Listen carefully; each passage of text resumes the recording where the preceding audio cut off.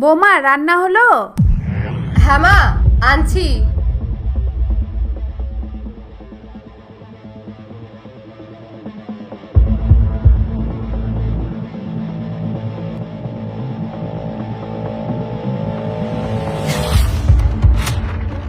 মা,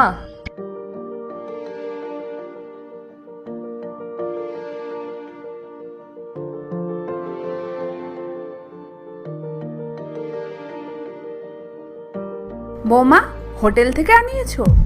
না না মা, আমি নিজেই বানিয়েছি। খাবারগুলো পুরো হোটেলের মতো হয়েছে, আর রুটিগুলোও কত পাতলা পাতলা হয়েছে। রান্নার পরীক্ষায় তুমি পাশ করেছো।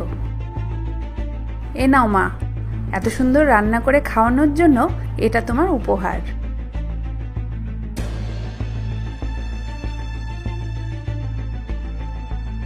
মেঘা, এক গ্লাস জল এনো তো। হ্যাঁ আনছি।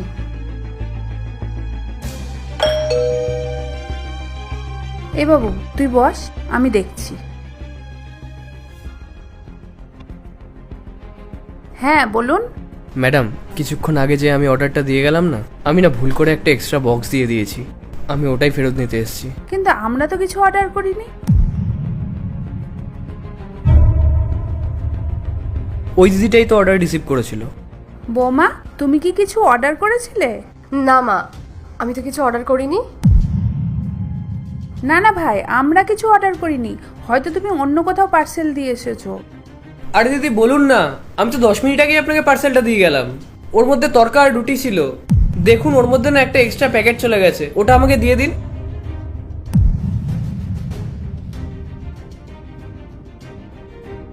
ম্যাডাম একটু তাড়াতাড়ি করুন না, আমার আরো অনেক বাড়িতে ডেলিভারি করতে যেতে হবে।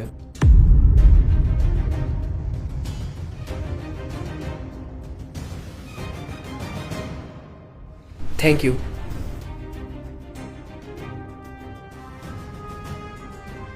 বৌমা তুমি বাইরে থেকে খাবার কেন অর্ডার করেছিলে? আসলে মা, আমি রান্না করতে পারি না। আজকেই প্রথম এই বাড়িতে আমাকে রান্না করতে হতো। আর প্রথম দিনই যদি আমি রান্নাঘরে গিয়ে খালি প্লেট নিয়ে আসতাম, তাহলে আপনি জেনে যেতেন যে আমি রান্না করতে পারি না। তাই জন্যই আমি বাইরে থেকে খাবার অর্ডার করেছিলাম, যাতে আপনি আমাকে না বকেন। মা এখানে ভয় পাওয়ার কি আছে?